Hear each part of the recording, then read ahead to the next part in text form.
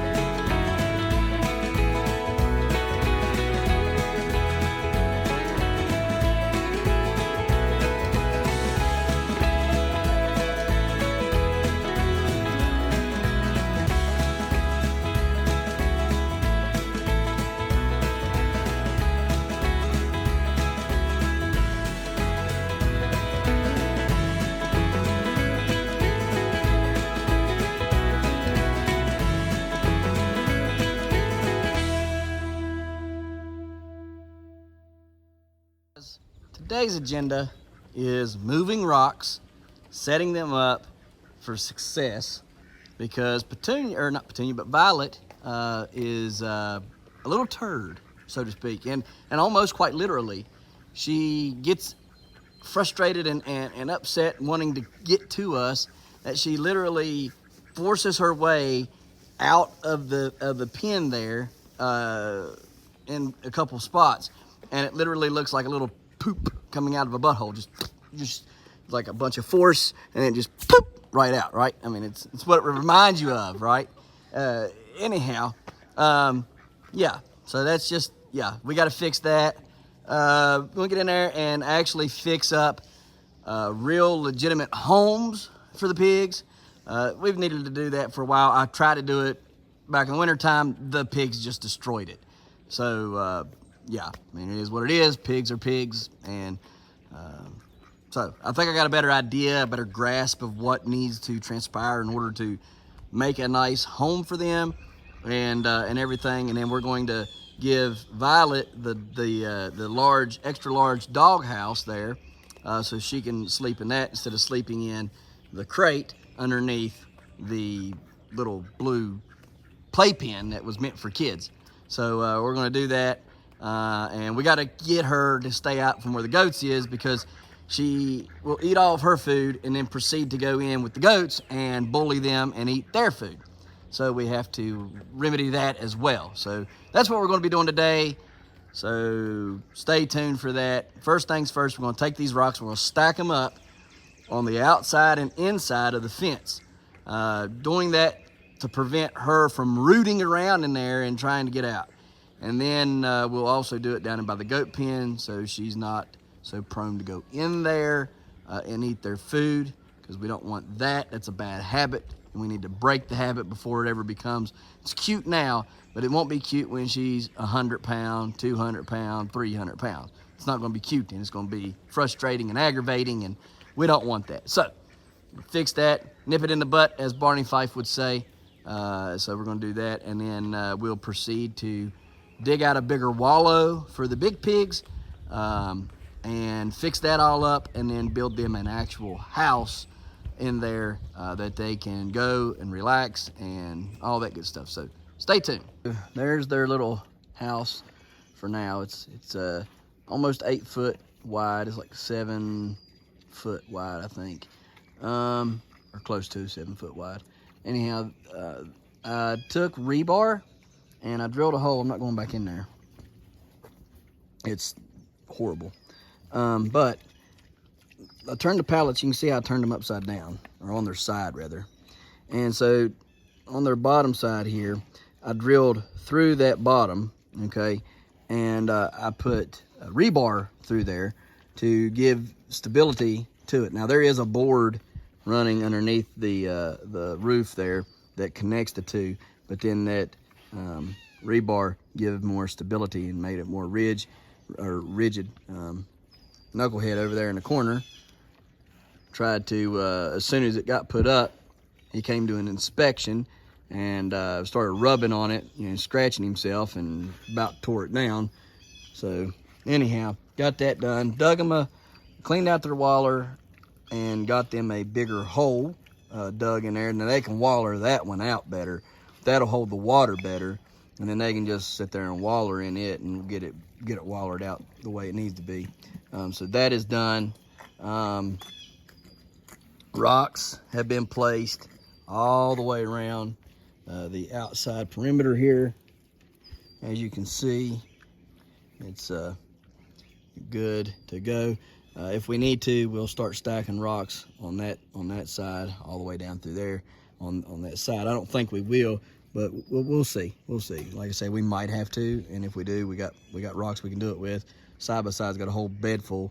Down there, because there was right there in that gap between that post and that post, because there's no other fencing there except for the exterior fence, which keeps the animals out and my animals in, I decided to go on ahead and put some rocks there to discourage any pushing or rooting around in that area. So there is rocks there. You can see these rocks in the corner. I put the first two there, and then we went over here on this side and we rocked from the corner there all the way over, because Violet was getting in there and we were trying to figure out how to keep her out, and we thought, well, that'll keep her out, no problems, soon, and we're sitting up here trying to build this this shed for the pigs to get in for shelter, and lo and behold, we look down and she's in there with them, running the goats away from their food. So we started looking, and she had come over here on this corner where I had put those two rocks, came up just above them and went right under. And so we put a rock on the interior of there, pushing outwards, and now she can't get in, or we don't think she can get in at least. She's tried, and she's not been successful thus far. And so we think we've remedied the problem. In fact, she got mad about it, started squealing and running and just being a real hateful butt about it, because she was upset that we wouldn't let her in there with them goats, and she couldn't terrorize them or eat their food. So she's definitely got a food issue. I don't know what else to call it. She gets fed multiple times a day, and it's never enough. And so I don't think it's a worm issue. I think she just kind of has a Wilbur tendency, is what I call it. Wilbur, when we got him, he ate just a little bit, and he was, when we first got him, and within 2 weeks he was eating, and I mean eating, like eating and just, and I just kept feeding him because he acted like he was hungry. So I just kept feeding him. Well, that was the wrong thing to do, because you can look here at his front hooves, and you can tell he walks on his dew claws of the back of the front hoof instead of straight up and down on the hoof like he should. Like Violet here. Violet is standing good. She's here on her front hoofs. She's doing good. She's not back on her dew claws. You can tell with him. Come on now. With him, however, he's definitely rocked back on his dew claws, and I don't think he was like it when we got him. I think that was due to me and lack of understanding of them, and just feeding him because I thought he was hungry. He wasn't hungry. It wasn't that he was starving. A pig will eat and eat and eat and eat and eat and eat all day. So it's not that they're starving or hungry. They just they'll just eat. They're a pig. So you got to be mindful of that. You got to be careful for that. And sometimes it is an issue. Maybe they're, craving something, that the body needs, a vitamin or a mineral or something. But I know it's not that the case with her. She's, we give her minerals. They have selenium blocks that are in their pens that have melted down, and it's in like literally 2 50-pound selenium blocks were in both of these pens, and so they're melted and gone now, but the selenium is still in the ground. The selenium didn't go anywhere, so I know that it's not that. There's plenty of selenium in the ground, and they get other minerals and stuff all the time in it. Their feed, so it's not that. They get plenty of trace minerals. It's just she's just wanting to eat. She's just a little piggy, and so you got to watch that and be mindful of that, and definitely don't want to let that become an issue. Then over here on these rocks, as I was cleaning and doing my thing, I started noticing little shadows going through the rocks, and what those little shadows are is mice. And so we have more mice over here. We did remove some of these rocks today in here, and underneath like 3 of the rocks that we removed, there was mice holes in them. So we've tried to remedy those best as possible. We will continue to monitor them. They're way too close to my giant pumpkins and don't like that. So poison will be put out in various locations, mindful of the pigs and the goats, like I've already done down there. There's several blocks of poison hidden down there. They've been ate by the intruders, and so we're just going to continue to put out bait blocks and make sure that they're secure, and continue our endless efforts in minimizing the lives of the stinking, nasty mice. Yes. So, hate mice. Cannot stand a mouse or a rat. That is the most disgusting, despicable mammal that is on the face of this earth, is a mice or a rat. And it would be fine with me if they were totally exterminated and wiped off the face of the earth. So, yeah. And then we're still actively seeking to kill the nasty chipmunk that is ever so living in my 1883 Bayou pumpkin stump. And that one will also have to be cured and remedied. I don't think he's eaten the poison, and have not caught him in the traps. And I do know he's still there because I covered his hole, and lo and behold, 3 days later, the hole is uncovered. And so I have not seen him since that time that he was out there running around those couple days there. And I guess he got so scared that now he won't come out and run around in there when I've not seen him. I even sat at the bathroom window just waiting for him to come out so I can come out with the shotgun and blast him. And I should have done that to begin with, but I tried not to be the neighbor that just comes out and starts shooting. I tried to do it with a pellet rifle first, and that didn't work. So shotgun come out, and then he didn't come out any longer. And so you can guarantee this, Simon and Alvin and Theodore, whichever one it is, or all 3, if it's all 3, they are going to meet their maker very, very soon. So anyhow, we got that built. It looks good. We can fix it up in the wintertime to keep more heat inside and more of the weather out. But for now, it's nice and breathable for the summertime. Come fall, we'll start working on it a little bit better. Probably going to do some better walls and stuff with more pallets. I want to get more pallets and use pallets for fencing instead of maybe the cattle panels. Use the pallets for the fencing. I've seen it done at Hematite Homestead, and I really was impressed with the fact that they built that all out of pallets. And it looked really good. It was aesthetically pleasing, and you could reach over, and pet the pigs, and didn't have to reach through a fence. And you could step over the fence if need be relatively quickly. Like here, you wouldn't be able to do that. So it just seemed like a better solution than cattle panels. So hopefully we can collect enough pallets that we can slowly start to transition this into that. We're hoping, and start to build better shelters for them. That pen down there will be the furrowing pen for them, and so they'll have to be removed out of here and then put into that pen, and that that piglets can get through the holes on that, so we don't want that. So we're going to have to definitely put up something they can't get through, which would be like the fence down there at Hematite Homestead. And so anyhow, that's all we got for today, I believe. Not really got much going on. The pumpkins are growing, looking good. The one giant green squash up at the top of the yard has aborted. We'll make a quick trip up there and let you look at that, and then we'll end the video and start over here. Wanted to make mention, last night when I ended my video, I made a mistake and I said that it was the 10th of July, and that is not correct.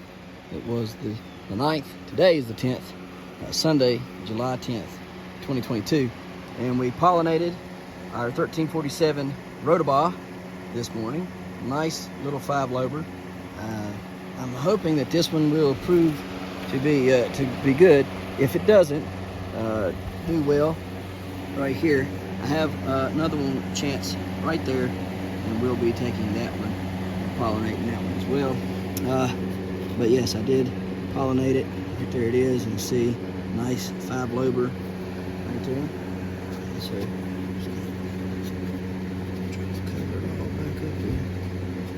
gently. All right, so there's that.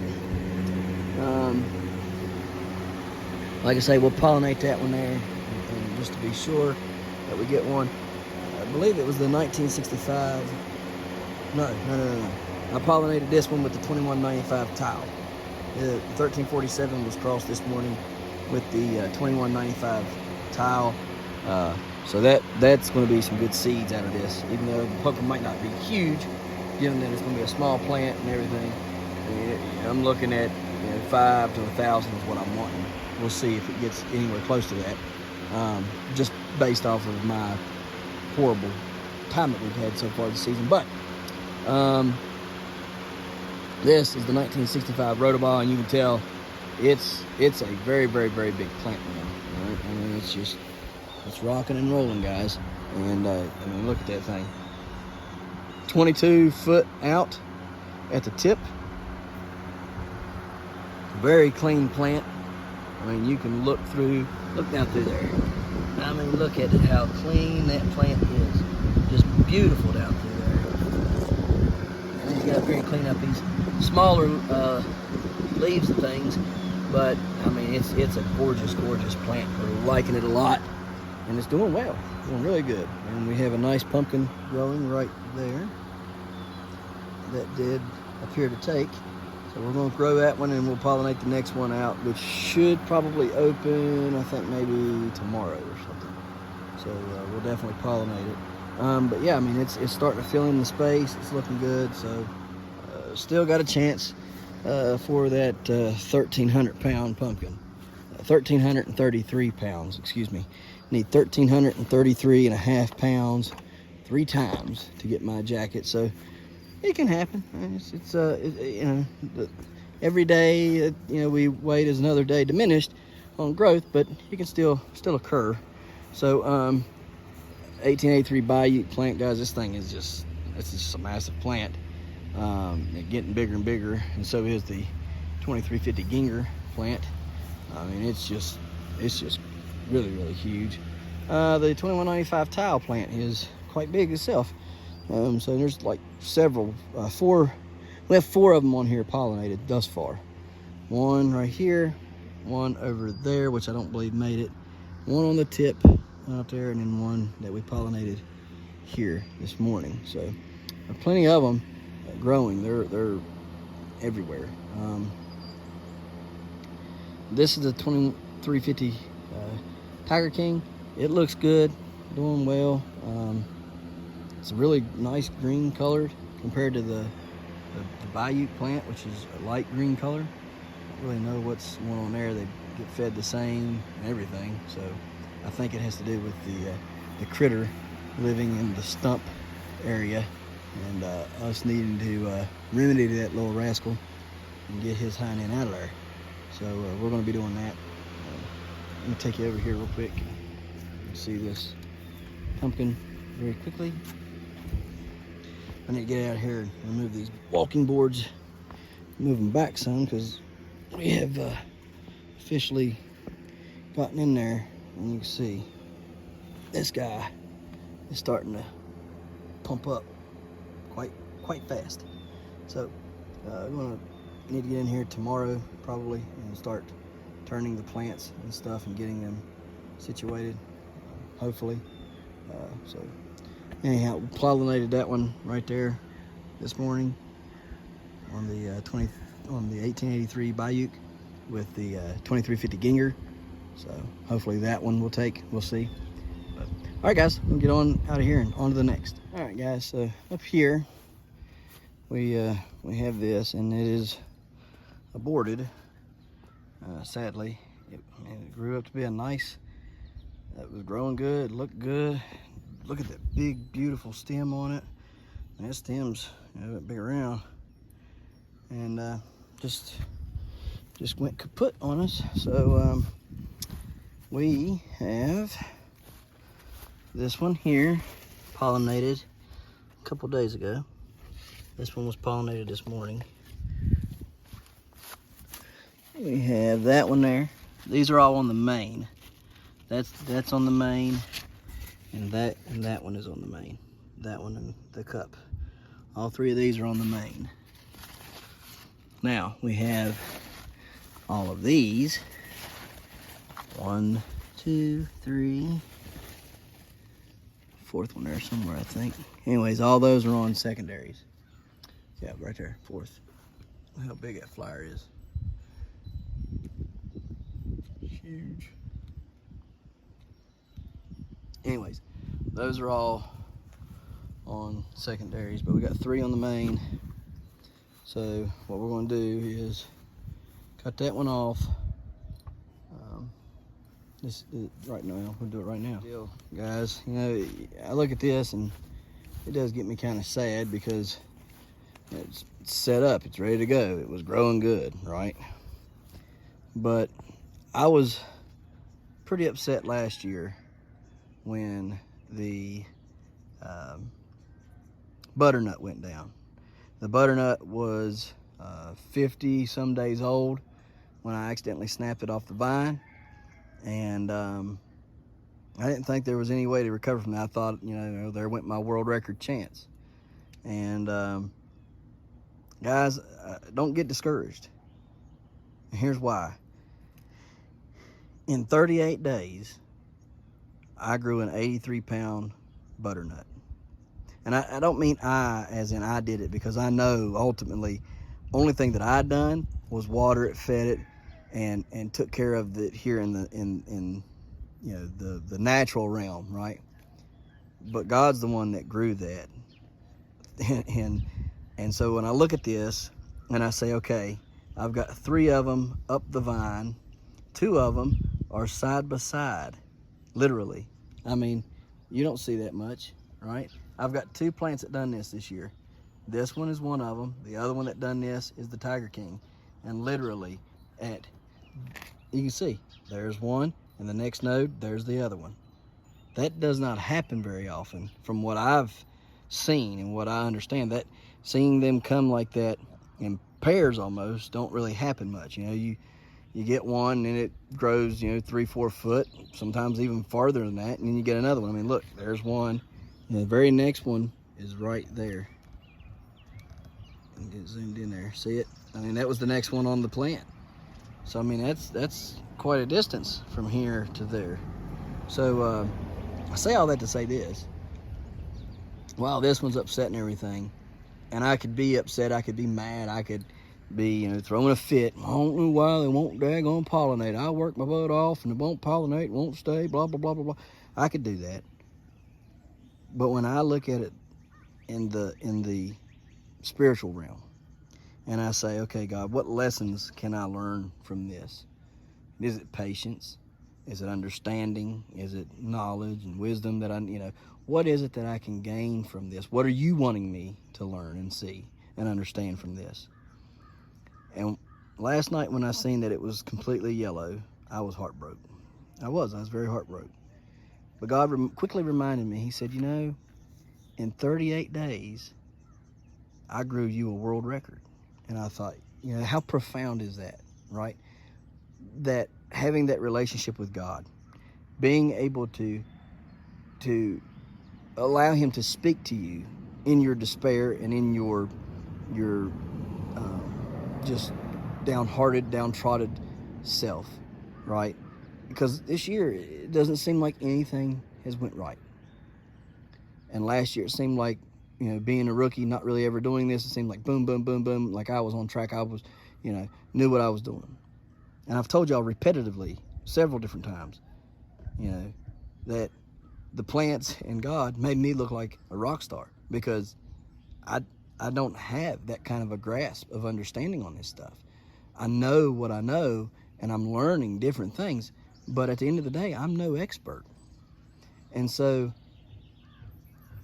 when I'm out here and I'm looking at this and I'm upset and stuff, and God just says, I grew in 38 days something that nobody could grow in 38 days. Everybody had let them grow all season, 60 some days, 50, 60, 70 days. I mean, nobody had grown one in 38. And so when I was reminded of that, it was humbling, because it was like, what, God, you're right. I don't know, but I do know how to pollinate.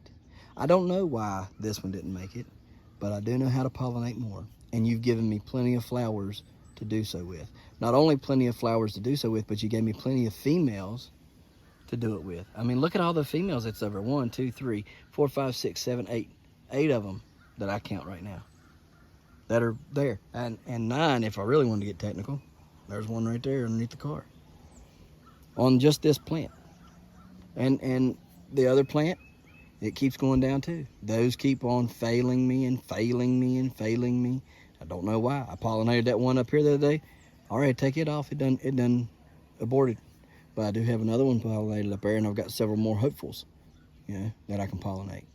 And so we're just gonna keep right on at it. Here's the deal. I don't know what the outcome will be, but I can tell you this. I fervently believe in the power of God and what he can do. And that is enough for me. So if it grows and it beats a state record, okay. If it don't, okay. I'm fine either way. But I know who's in control, and that's all that matters. I know who's in control, and that's all that matters. And I leave it there. And I say, okay, you do what you will. I'll do as much as I can do on my end. I'll uphold my end of the bargain. And I'll let you be God and do whatever it is that you see fit to do.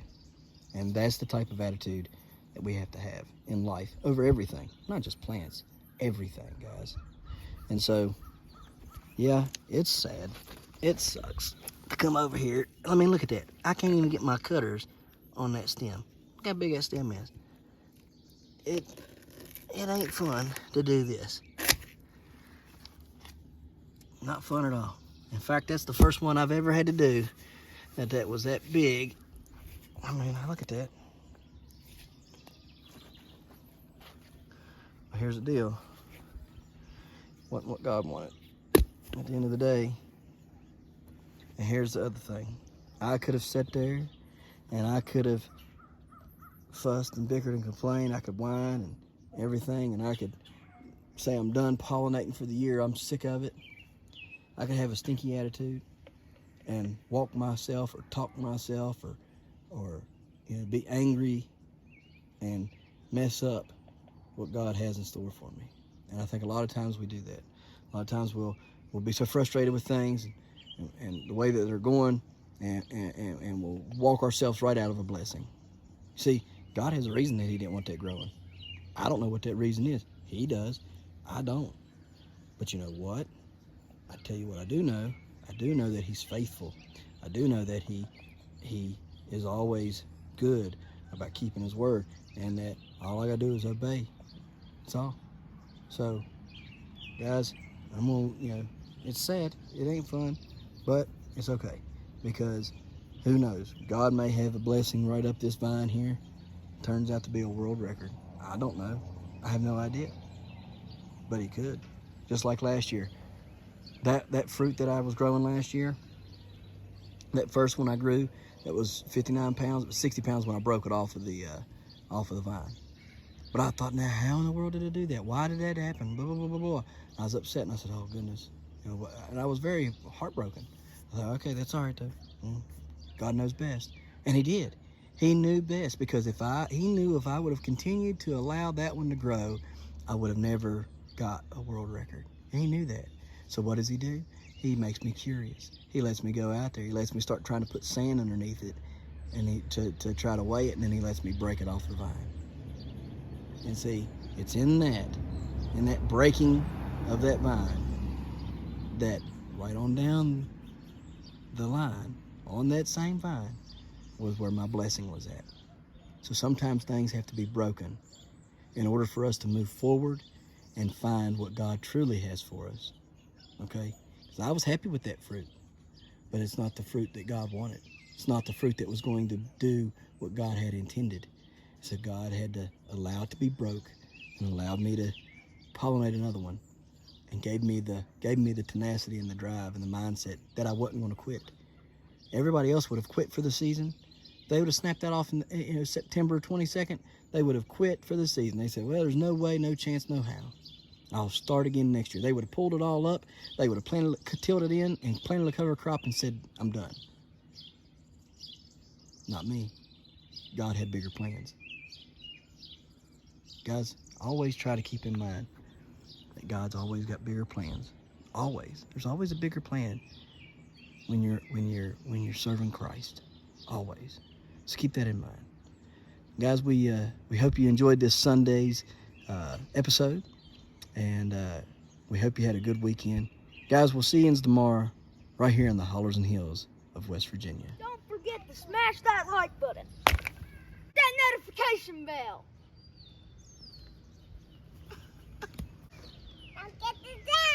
Good job. Here you go. Thank you. Don't forget to share. Yep. There you go. Good job. And subscribe.